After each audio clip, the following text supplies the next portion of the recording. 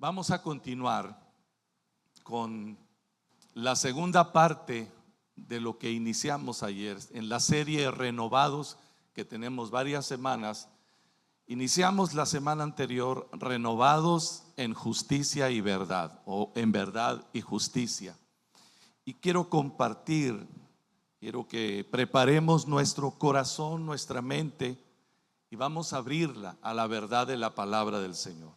Vamos de nuevo a Efesios capítulo 6 versículo 13 al 14. Efesios capítulo 6 versículo 13 al 14.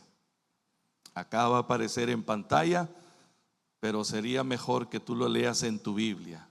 Dice así, Efesios 6, 13 y 14.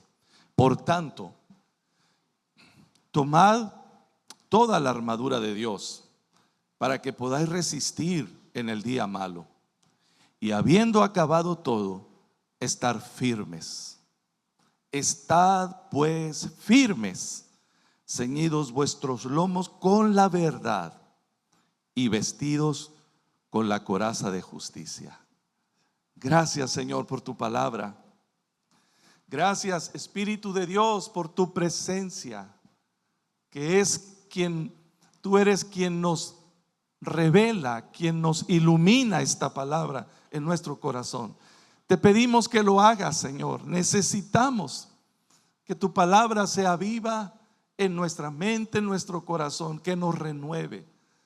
Que el poder de tu Espíritu y la verdad de tu palabra nos renueven, nos revitalicen, porque en tu verdad seremos libres. En tu verdad somos libres, Señor.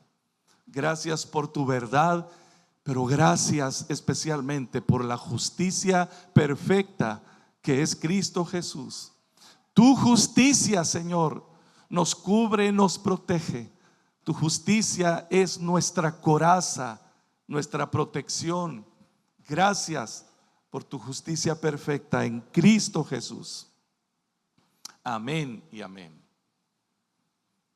Es muy importante entender de cómo opera la verdad y la justicia en la vida de los creyentes.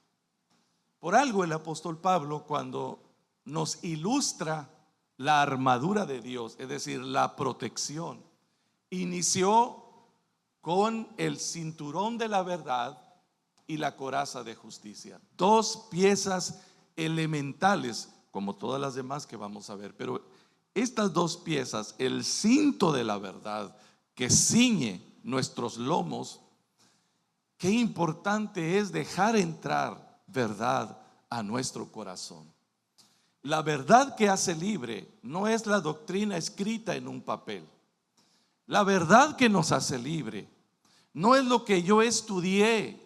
Puedo saber mucha teología y eso es muy bueno. Tener un conocimiento teológico amplio, profundo, es buenísimo, pero no es en sí misma una verdad que nos hace libre si esa verdad teológica no baja a nuestro corazón y vivimos conforme a ella, que el Espíritu de Dios la vivifique.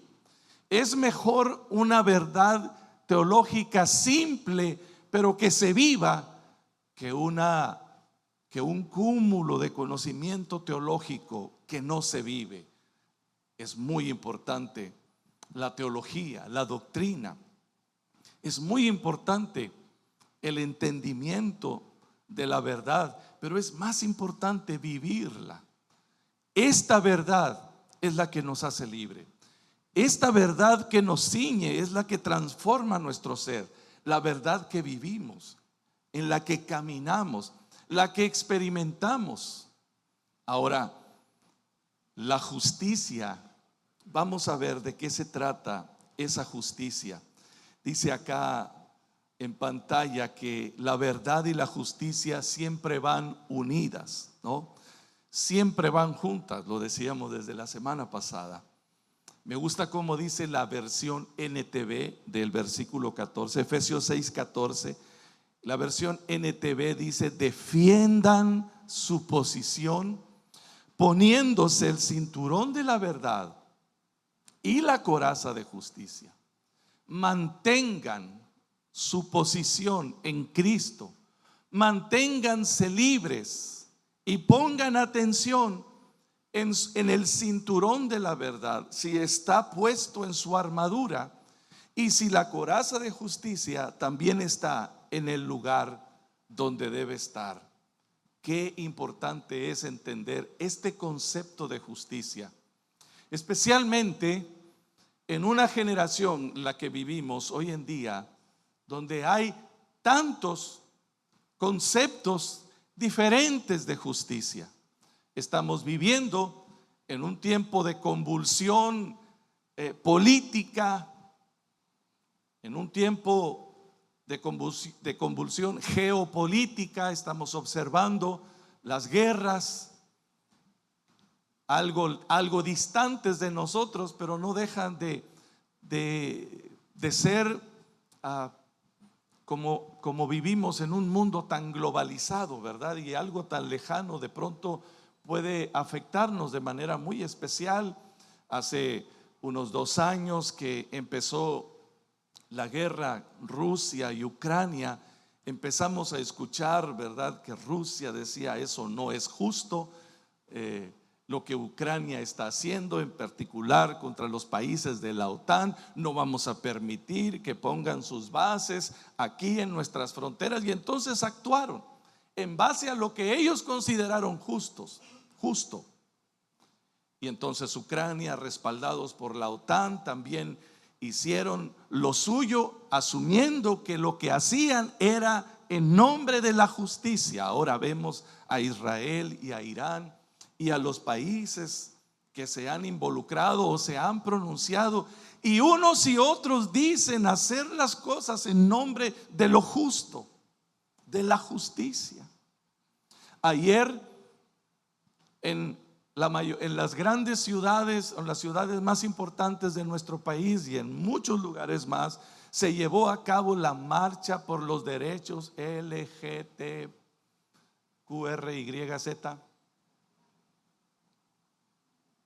Y esas personas que marcharon y que desfilaron salen a las calles con el discurso de: esto es nuestro derecho, esto es lo justo.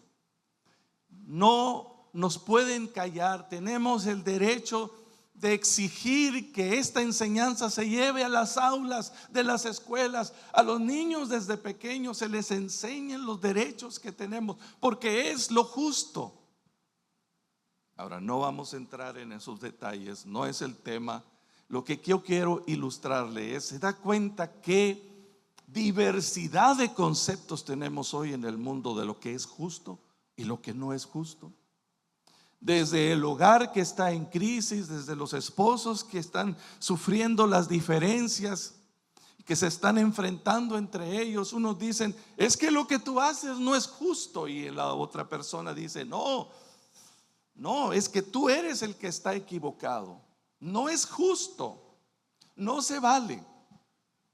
Lo que quiero decir es que el concepto de justicia es muy diferente y muy relativo a las personas que asumimos tener la razón y tener la justicia. No hay una verdad absoluta, al menos el mundo ya no cree en verdades absolutas. Lo que está bien para ti es lo correcto, lo que dicta tu corazón es lo correcto. Si te sientes bien haciendo eso, hazlo, porque eso es lo justo. ¿Qué es justicia? ¿De qué justicia habla la Biblia? ¿Y de qué justicia hablamos cuando hablamos de ponernos la coraza de justicia? Acá en pantalla dice: la coraza cubría el torso desde la nuca hasta la cintura, y su propósito era proteger los órganos vitales del cuerpo, especialmente el corazón y otros órganos vitales. Toda esta zona del torso, delante y detrás, se cubría. Normalmente era fabricada de cuero resistente, y luego se empezó a implementar también el metal o cuero con metal. El propósito de la coraza era proteger los órganos vitales. Entonces, cuando la palabra de Dios toma esta metáfora, esta ilustración de la coraza para hablarnos de la importancia de la justicia, es porque de alguna manera la justicia cubre nuestra existencia vital, protege las verdades vitales, las áreas vitales de nuestra fe y de nuestro caminar en Cristo. Yo creo que si observamos esa figura ahí, pudiéramos pensar, ¿cómo está nuestra coraza hoy en día? ¿Cómo está la coraza de tu justicia? ¿Está en el lugar donde debe estar? Porque la palabra de Dios dice: vístanse de toda la armadura de Dios, y luego empieza con el cinturón y sigue con la coraza. Cinturón y coraza van juntos, trabajan juntos. Vístanse, colóquensela. Estoy yo vistiendo, colocándome la justicia y el cinturón de la armadura de Dios cada día. Estoy enfrentando la batalla de la vida, la batalla de la fe, con estos dos elementos con los que inicia esta ilustración. Qué importante es entender esta verdad. Mire, en el mundo, en los días del Nuevo Testamento, hace 2000 años y más, se creía que los órganos como el corazón y el hígado eran la raíz de las emociones, los órganos como tales. Es decir, las emociones como la ira, el gozo, la frustración, la desesperación, todo eso tenía su asiento específicamente en el órgano del corazón, como órgano en el hígado, y se creía que de ahí emanaban las emociones. Y esto nos recuerda que la verdad es que la batalla que estamos enfrentando, en muchos sentidos, la batalla que enfrentamos constantemente, esta batalla espiritual, tiene mucho que ver con nuestras emociones. Tiene mucho que ver con nuestra formación o nuestra interacción emocional. Y hoy más que nunca es importante prestar atención a esa interacción emocional. Antes no le dábamos la importancia, la relevancia que tienen las emociones. Las emociones no deben dirigir nuestras decisiones. Las emociones no deben dirigir nuestra vida.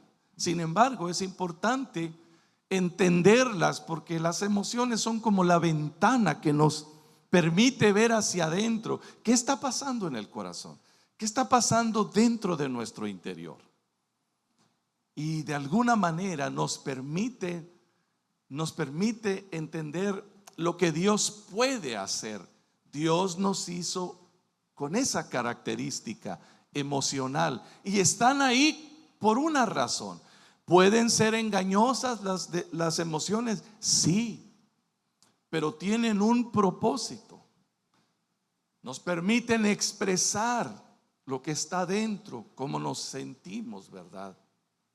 Y mire, en otro tiempo, décadas atrás, no entendíamos del todo bien, o más bien no se le prestaba la atención a esto. Casi podríamos decir que llegaron a ser demonizadas las emociones. No hagas, eso es emocional. Hazlo a un lado. Enfócate en lo espiritual, como descartando toda manifestación emocional, porque era inapropiada y era engañosa. Puede ser engañosa, sí, pero hay que entender cómo Dios quiere proteger nuestras emociones. Cómo el Señor quiere que nosotros entendamos nuestras expresiones emocionales para rendirlas a Él, y que experimentemos cómo Dios restaura nuestra alma, como dice el Salmo 23. cómo Él restaura nuestra alma y nos guía con su paz. Así que todo creyente es más susceptible a los ataques del adversario en el área de los pensamientos y las emociones. Cuando el adversario lanza un dardo de engaño, llega a nuestros pensamientos, y muchos creyentes no sabemos diferenciar entre un pensamiento generado en nosotros y un pensamiento que llega del adversario. No sabemos, cuesta trabajo escudriñar de dónde viene, cuál es la fuente de estos pensamientos. Y una de las estrategias favoritas del adversario tuyo y el mío es sembrar pensamientos de duda, de incredulidad, de temor, para hacernos dudar de lo que Dios está haciendo en nuestra vida. Y cuando ese pensamiento es recibido y bajado, procesado a nuestro sistema emocional, entonces se generan emociones, ¿verdad? Todo empieza con un pensamiento, y entonces después de poco tiempo es una manifestación emocional de ira, de temor, de inseguridad, de incredulidad. Muchas veces no vemos que esto fue un dardo que vino de afuera. A veces el adversario usará a otras personas. Dile al hermano que está a tu lado: espero que no seas tú. A veces Satanás usa a otras personas para sembrarnos la duda, el temor, la inseguridad. Y a veces, ¿y sabe quién las usa de manera más eficaz? Las personas cercanas. Las personas cercanas no son personas malas, no son personas que quieran dañarte, pero si no discernimos los dardos de Satanás, podemos incluso ser usados para desalentar, para infundir temor, incredulidad, duda en otras personas sin que estemos conscientes de eso. Ahora, es importante entonces que la coraza de justicia esté puesta donde debe estar. Atención acá, el cinturón de la verdad y la coraza de justicia son vitales para la batalla. Diga conmigo, para la batalla. Porque es una realidad. La batalla es real, el adversario es real, pero también nuestra victoria es real. Y hay que entenderlo de una vez. Hay una batalla, no hay tregua. No son como las batallas allá afuera donde esperamos que haya un tratado de paz, que se sienten, dialoguen. En esta batalla, queridos, no hay tregua, no hay manera de negociar con ese adversario. Él está buscando tu destrucción, separarte de Dios, o al menos distraerte, para que no experimentes la victoria que ya Cristo conquistó para ti. La estrategia favorita del adversario en este tiempo, en este lado occidental que vivimos nosotros, no es una persecución física.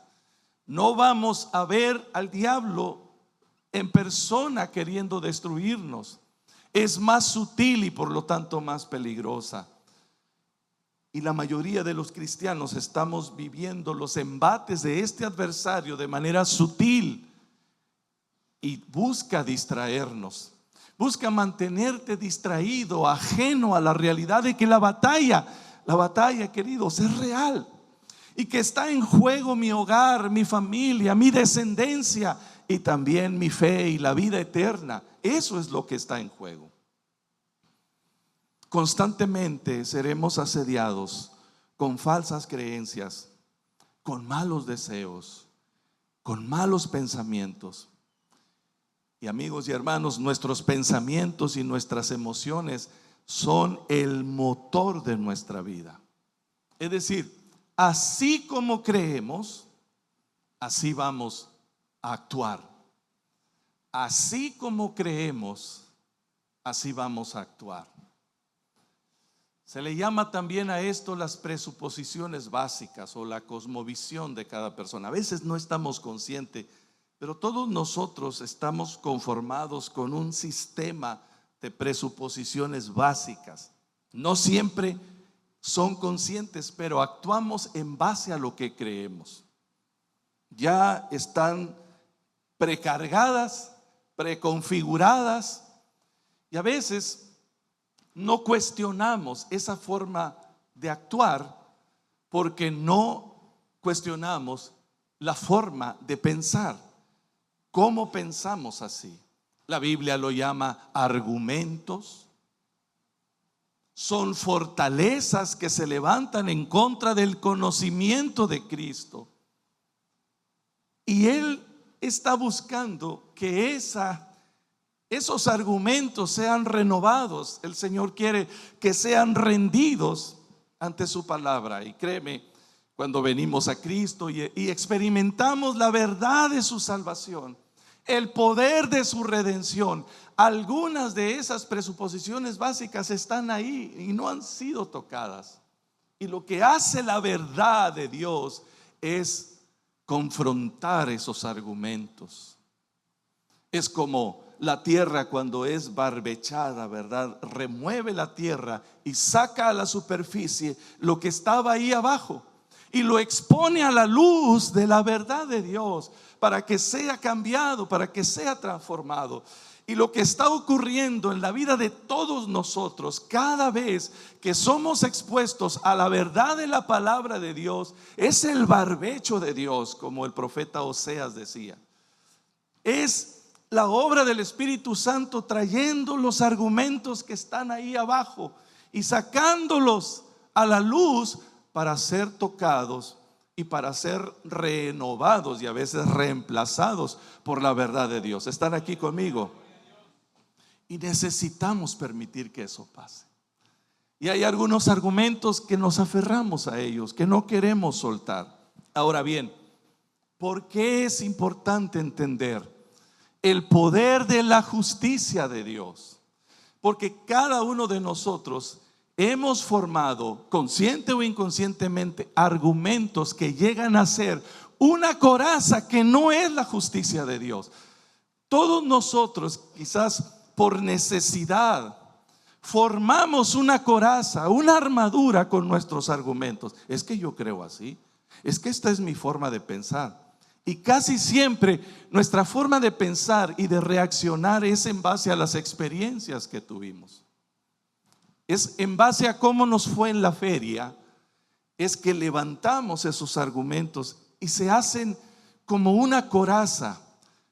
Y aquellos que hemos formado una coraza para no seguir siendo lastimados o heridos, si hemos sufrido o hemos experimentado cosas dolorosas en nuestra vida, incluso traumáticas, es muy posible que hemos formado barreras. Se forma como una coraza, una carcasa, porque es la respuesta que busca mi corazón para no ser herido, para no seguir siendo lastimada. Y si bien nos puede resultar relativamente, nos puede ayudar para no ser más lastimados, también nos aísla del amor de Dios a través de otras personas. Nuestros argumentos nos aíslan. Y a veces los argumentos son como verdades que vienen y rebotan en esa carcasa. Y decimos, se oye muy bonito, pero no funciona para mí.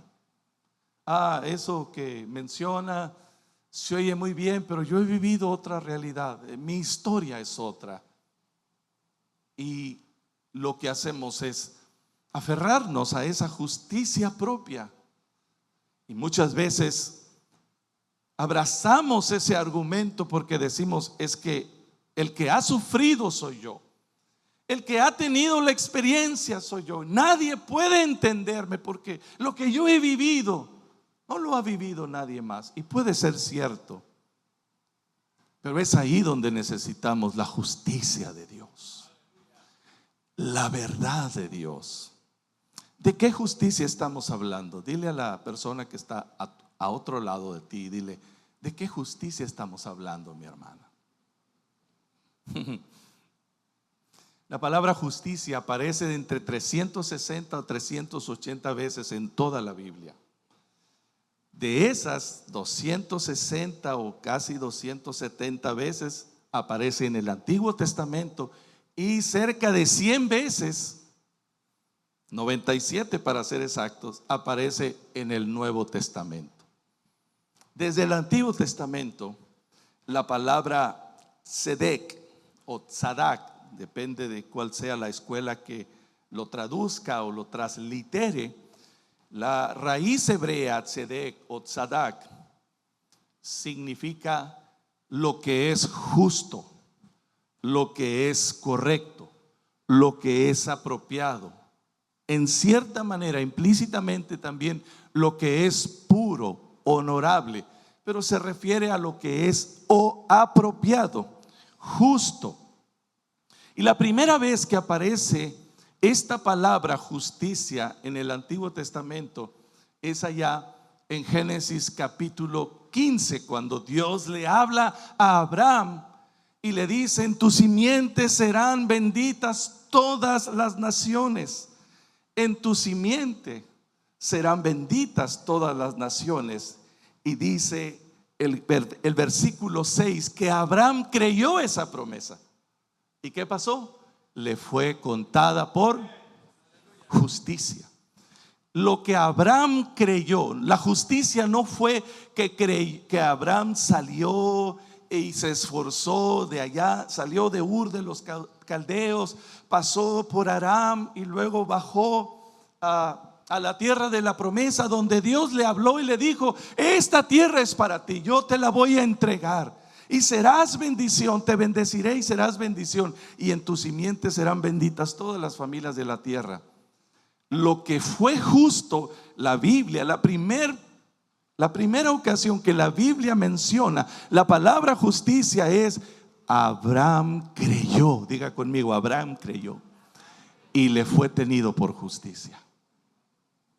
Es importante que pongas una marca ahí, porque él es el padre de la fe. La Biblia dice que en la simiente de Abraham nosotros somos hijos de Dios. Él es el padre de la fe y él es un tipo de Cristo también.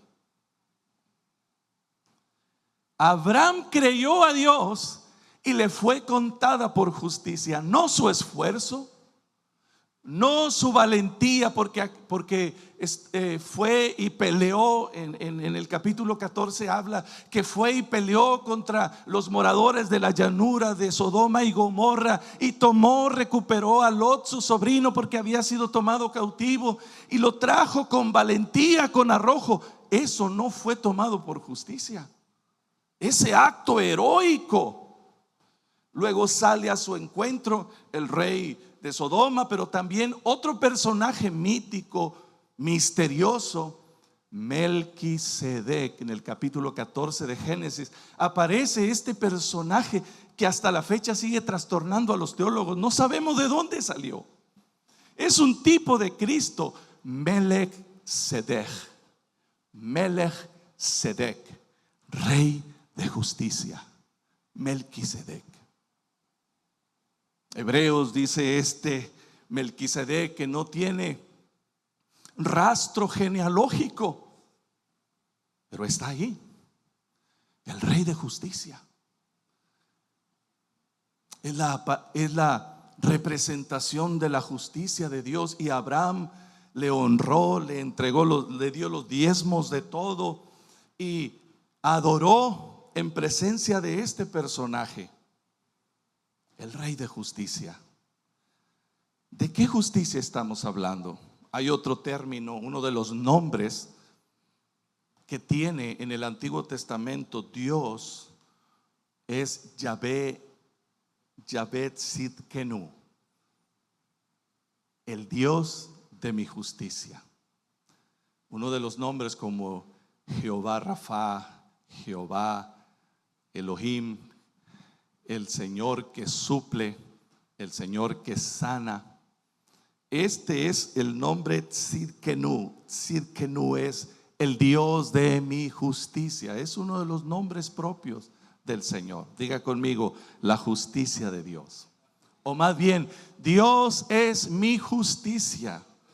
Ahora, vuélvase a preguntar, por favor, ¿de qué justicia estamos hablando? Quiero volver a mencionar lo que define esta gran herramienta que sigo recomendándosela mucho. Es el diccionario expositivo de palabras hebreas y griegas, que es el diccionario Vine. Dice justicia, el término bíblico en griego dikaiosune, es el carácter o cualidad de ser recto y justo. Se usa para denotar un atributo de Dios. En la mayoría de las veces lo usa para denotar el don, escuche, el don de la gracia de Dios a los hombres. Por lo cual todos los que creen en el Señor Jesucristo son introducidos a una correcta relación con Dios. Esa es la justicia correcta y perfecta de Dios. No mis actos, no mi esfuerzo, no mi capacidad, no mis actos heroicos, no mi buen comportamiento. La justicia de Dios es Cristo Jesús. La justicia perfecta de Dios es su Hijo Jesucristo, es la encarnación de su justicia, y esa es la justicia que yo debo abrazar. De esa justicia debo vestirme, de la fe en Él. Amigos y hermanos, hay un síndrome en los hijos de Dios. No encuentro de qué otra forma llamarle. Un síndrome es una conducta de la que no siempre estamos conscientes. Y este síndrome es apropiarme de ciertos méritos porque se siente bien. Porque mi carne se siente bien saber que por mi esfuerzo y por mi capacidad, por mi buen comportamiento, Dios me atribuye cierta justicia y dice: qué bien, muchachito, muy bien. ¿Se acuerdan de los polivoces aquí, los del Antiguo Testamento? Muy bien, muchachito, muy bien. Jejeje. Esos que se rieron son del Antiguo Testamento. Muy bien hecho. Como que Dios nos dice: qué bien, me gusta, échele ganas. Y ese es el término favorito de todos esos que nos gusta nuestra justicia humana: echarle ganas. Diga conmigo: echarle ganas. Se escucha bien, se escucha políticamente correcto. Me da cierta sensación de que tengo méritos ahí, de que Dios me oye y Dios responde. Estoy prosperando y lo es porque lo estoy haciendo bien yo, porque yo le estoy echando galleta al asunto. Pero, queridos, esto es engañoso, porque esta justicia de Dios en Cristo, escuche, es inalcanzable por obediencia o ley alguna, o por cualquier mérito propio del hombre. ¿Escuchó eso? Es inalcanzable por cualquier otra condición que no sea la fe absoluta en Cristo Jesús.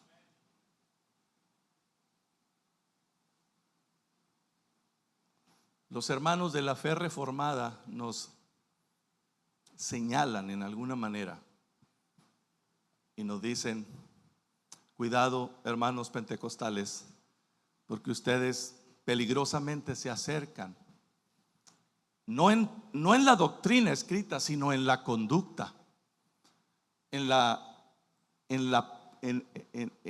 práctica. Nos acercamos muchas veces a ese peligroso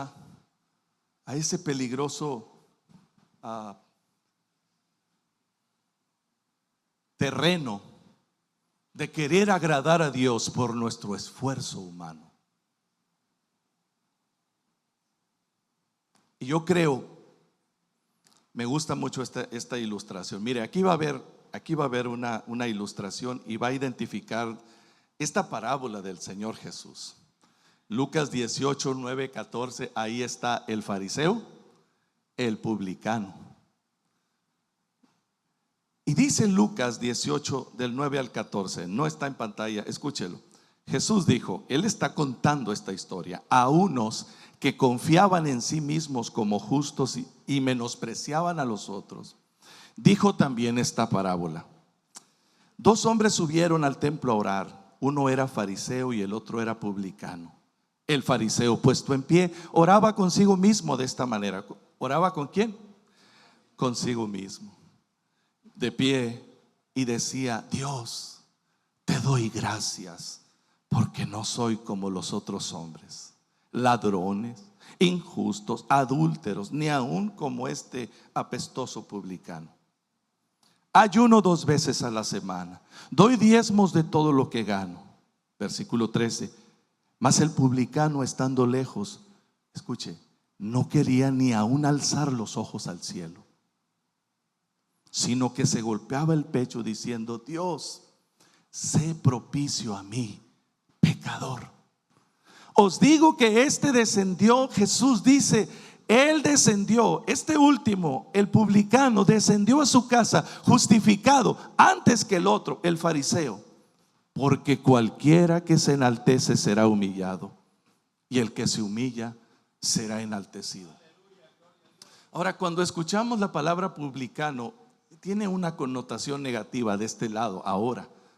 Pero cuando Jesús lo estaba diciendo, es que, escúcheme hermano, el fariseo era la crema de la nata. Era la ilustración. Jesús usó al personaje, a la figura de más alta reputación religiosa que podía usar. No es el concepto que nosotros hoy tenemos de los fariseos. Queremos ofender a alguien, le decimos fariseo, pero no era así entonces. El fariseo era una persona que tenía una muy alta reputación religiosa, incluso política. Quien estaba ahí en ese círculo tenía una gran influencia y era aplaudido por las personas, eran admirados. Y lo que Jesús hace es definitivamente extremo y peligroso, porque Él está poniendo uno de ellos, lo mejor que tenía Israel, la mejor referencia religiosa que tenían los hijos de Israel, y lo está usando para ilustrarnos algo muy delicado. ¿Puedes imaginarte el impacto que causó en los oyentes? Es como si yo pusiera, a quien no me digan, ¿verdad? Pero ¿qué figura usar hoy en este tiempo? Al obispo, a la persona, al pastor de mejor renombre, porque cada uno de ustedes tienen por ahí a un pastor que les gusta escuchar mucho en redes, ¿verdad? Vivimos en ese tiempo. Como dice Pablo, yo soy de Pablo, no, yo de Apolo, no, yo de Cefas. Así hoy en día, ¿verdad? No, yo soy de, no voy a decir nombres mejor. ¿No? Cada uno de nosotros tiene por ahí un becerrito de oro en el corazón que dice: ay, me encanta, te lo recomiendo. La unción se siente, wow. No se hagan. Y está bien. Yo escucho a muchos preciosos hombres y mujeres ungidos por Dios, usados por Dios. El problema es cuando los hacemos becerros de oro y los subimos a un altar. Aleluya. Pero Jesús dice: pero mira, estaban ahí en la sinagoga. ¿Y cuál era la actitud del fariseo? De justicia propia. ¿Sabes cuál es la justicia propia más peligrosa? La religiosa. La justicia propia, la que Dios rechaza y desecha, es aquella que se viste con una religiosidad que se cree intocable, inmune. Yo no soy ni siquiera como este publicano, y era también un hijo de Israel. Pero el fariseo se está regodeando ante Dios y le dice: ay Señor, qué suerte tuviste conmigo. ¿No te parece que soy la crema de la nata? Te doy gracias porque mira el premio que te sacaste. Pero el publicano, estando lejos, ni siquiera quería alzar su vista y decía: Señor, ten misericordia de mí, sé propicio a mi pecador. Pero lo que es demoledor es lo que Jesús menciona en el versículo 14. Les aseguró: ¿quién descendió a su casa justificado? ¿Quién fue justificado delante de Dios? ¿Quién? El que se humilló. No porque era publicano. El problema no es que sea fariseo ni sea publicano. El problema es la actitud del corazón. Amén. Amados, nuestro motivo puede ser el correcto. Sin embargo, desconocemos lo que Dios hará primero. Lo que Dios precisamente hará en nosotros es una obra de derribamiento, un desplazamiento de aquellas cosas en las que confiamos antes que en el Señor. Dios hará a un lado, porque te ama tanto, porque me ama tanto, no precisamente de los talentos o habilidades que Dios ya te ha dado, pero sí es la pretensión humana de agradar a Dios a través de nuestros talentos y no por nuestra fe. Pensar que Dios se agrada del talento, de la capacidad que me ha dado, pero descuido la actitud del corazón. Ese es el problema.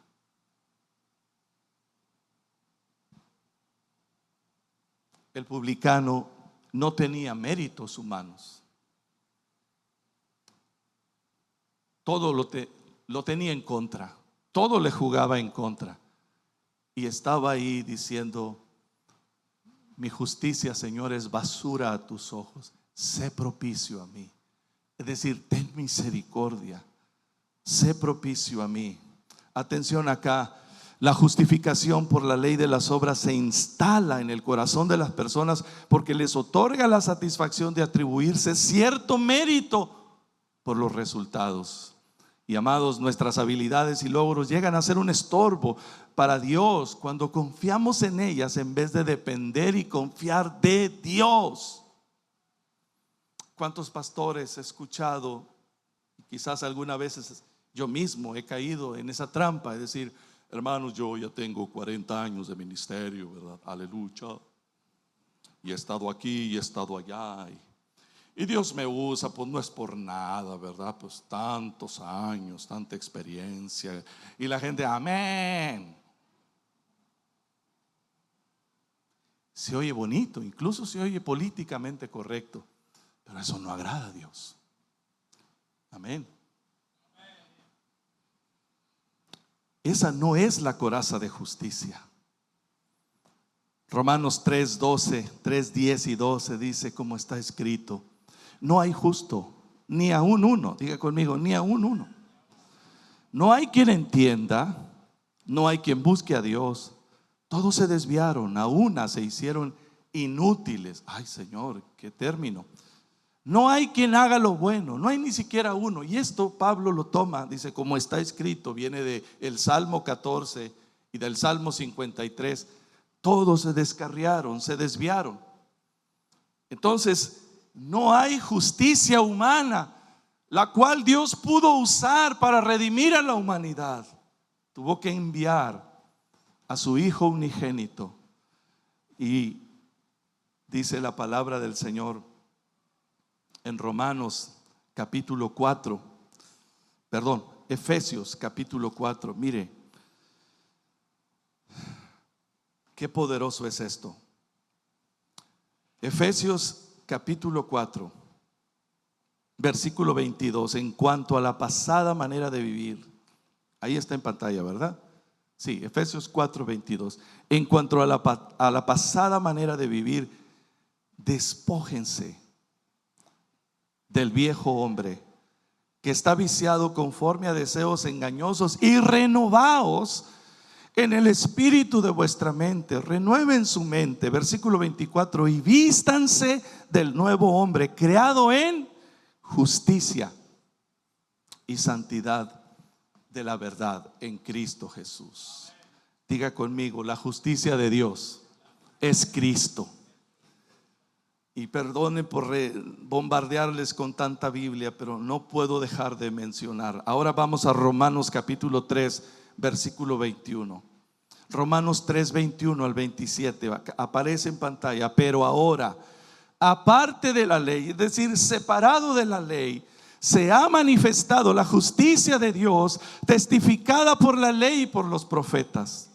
Todo lo que la ley, los profetas en el Antiguo Testamento nos anunciaron, es cumplida en Cristo Jesús. Versículo 22, la justicia de Dios por medio de la fe en Jesucristo para todos los que creen en Él, porque no hay diferencia, por cuanto todos pecaron y están destituidos de la gloria de Dios. Versículo 23, por cuanto todos pecaron y están destituidos de la gracia, de la gloria de Dios, siendo justificados gratuitamente por su gracia mediante la redención que es en Cristo Jesús, a quien Dios puso como propiciación por medio de la fe en su sangre, para manifestar su justicia a causa de haber pasado por alto en su paciencia los pecados pasados. Versículo 26, con la mira de manifestar en este tiempo su justicia, a fin de que Él sea el justo y el que justifica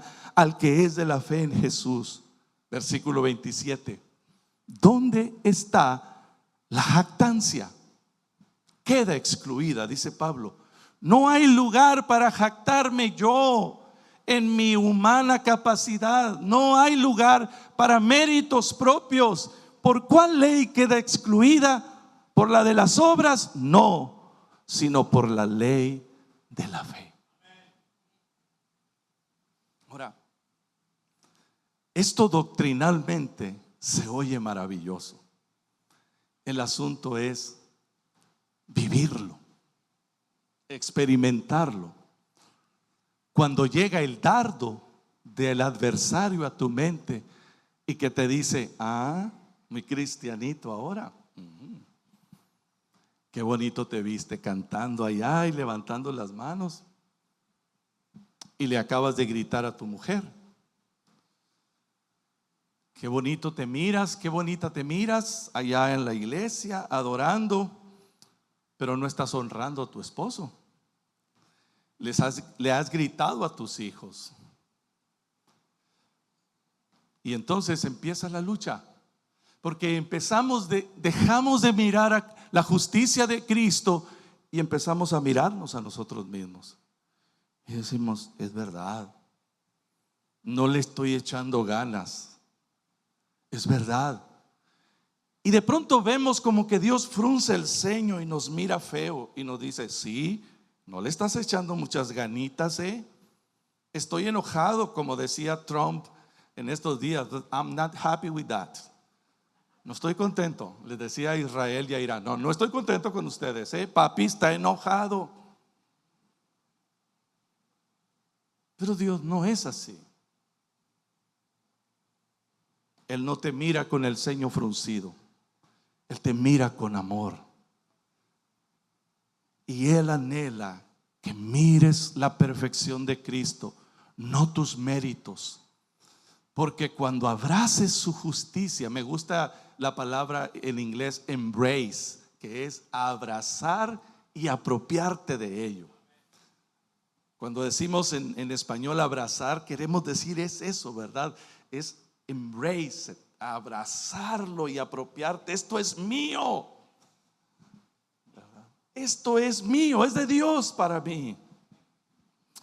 Estamos ya terminando, amados.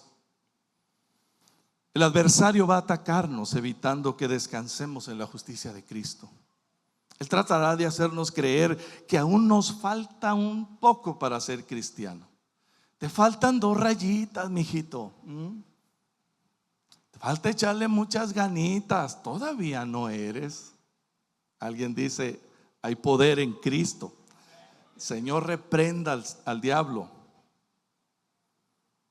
Nos hará sentir insuficientes como hijos de Dios. Susurrará en tu oído, en tu corazón: no eres un hijo de Dios. Si lo fueras, no hicieras esto, o no te sentirías así. Otras veces nos hará sentir indignos de la presencia del Señor. Soy un fracaso como cristiano. Dios está lejos de mí. El publicano se apartó lejos porque se sentía indigno, pero su oración fue la correcta.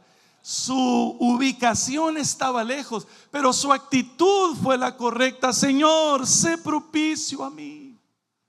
Ten misericordia de mí. Porque ninguno de nosotros, todos nos identificamos como el publicano, porque ninguno de nosotros ha hecho con méritos, no son nuestros actos ni nuestros méritos lo que nos acerca a Dios. Es su justicia perfecta. Son los méritos de Cristo en la cruz del Calvario. Aleluya. Pablo lo dijo de esta manera en Filipenses 3:9: ser hallado en Él, no teniendo mi propia justicia que es por la ley, sino por la que es por la fe en Cristo, la justicia que es de Dios por la fe. Aleluya. Mira lo que dice acá en pantalla: si no te vistes con la coraza de justicia de Dios en Cristo, tu autosuficiencia y tu justicia propia serán como una coraza de papel. ¿Te imaginas? Como esas corazas que hacen las mamás para cuando los niños van a la escuela y les dicen: disfrázate de soldado. Y recortan una cartulina y la pintan, y ahí va el niño, ¿verdad? Con el casco y la espada. Una coraza de papel. El adversario intentará convencerte que la santidad arruina la felicidad y que lo mejor es vivir para los placeres temporales. Ya deja de intentarlo, no puedes, es por demás. Mejor dale rienda suelta a la hilacha. Vive feliz. Tienes dos opciones: ser santo o ser feliz. ¿Qué quieres? Esa es la mentira del adversario. Y nos pinta al Padre amoroso como que Él es un aguafiestas. No quiere que te diviertas, y entonces ahí estamos mirando por encima de la barda. Allá es más divertido, aquí es aburrido. La mentira debe ser desplazada por la verdad de Dios. El enemigo te convencerá que la rectitud o que la integridad estropeará también tu prosperidad. Hay algunos cristianos convencidos de que el que no tranza no avanza. Dice: pero y como ya soy cristiano, pues ya no voy a transar, pero tampoco voy a avanzar. Qué terrible. Hay cristianos así como ya, dice, pues resignados: pues ni modo, mis sueños de prosperar ya se fueron porque ahora me tengo que portar bien. Y esa es una mentira del adversario. Dios quiere prosperarte. Dios puede prosperarte, especialmente si eres íntegro, si eres obediente, si eres fiel a Dios. El Señor te prosperará y no necesitas usar la tranza. Aleluya. Pensaba escuchar un amén ahí. Amados, querida hermana, querido hermano, no te vistas con tu propia justicia. No uses la falsa coraza de la religión hueca y vacía. Vístete de la justicia perfecta en Cristo Jesús. Decía el pastor Everardo: yo nací en el Evangelio, sí. Yo soy la tercera generación, mis hijos la cuarta y mis nietos la quinta. Yo pudiera gloriarme, ¿verdad? Van a gloriarme y decir: somos la simiente bendita. Y sí somos una simiente bendita, pero eso no nos asegura ese abolengo por sí solo no nos asegura la victoria en Cristo Jesús, a menos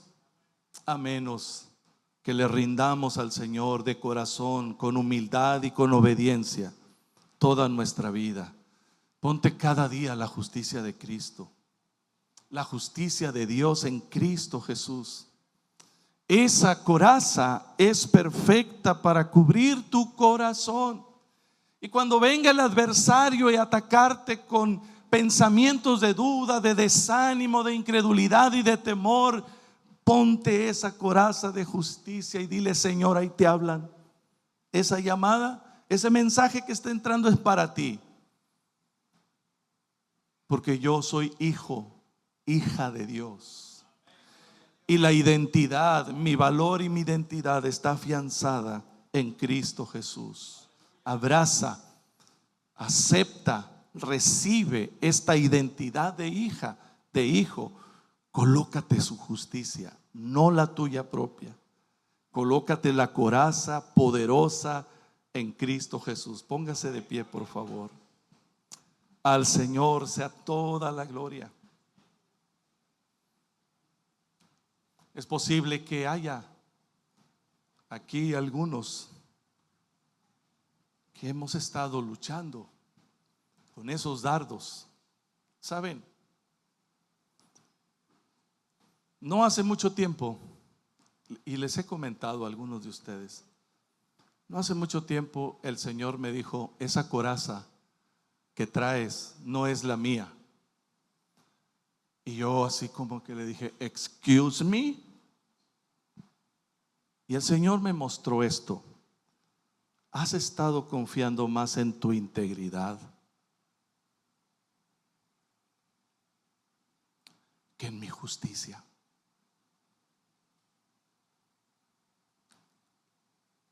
Yo le dije: Señor, atacaron mi integridad y la pusieron en tela de juicio. Y le dolió más a mi esposa que a mí.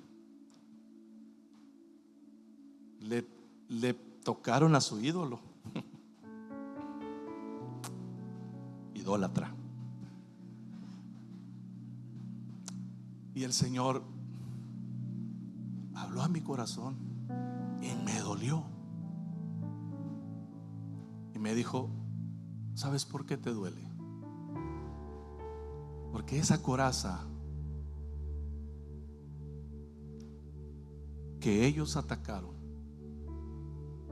es tu justicia y no la mía. Has estado confiando en tu integridad, esforzándote por mantener esa imagen, pero no es mi justicia.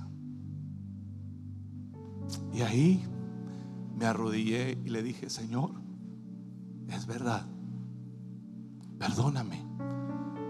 No es que de ahí ya no decidí ser íntegro. Todos los días me comprometo delante del Señor, vivir en integridad para los míos y para gloria de Él. Pero no está puesta ahí mi confianza. Y Dios tocó esa coraza de papel y la despedazó. Y es posible que en alguna forma Dios haya tocado o esté tocando esa coraza que no te cubrirá, que no te cubría ni te va a cubrir. Y el Señor la tocó y quebrantó, rompió esa coraza. Y Él te dice: solo mi justicia, solo Cristo debe ser tu justicia, tu protección, no tus buenas obras, no tu experiencia, no tu conocimiento, tu sabiduría. Y cuando Dios rompe eso, duele mucho. No sé cuántas corazas de papel más tendrá que romper Dios en mí. Pero si hoy el Señor te está hablando, yo quiero invitarte que oremos.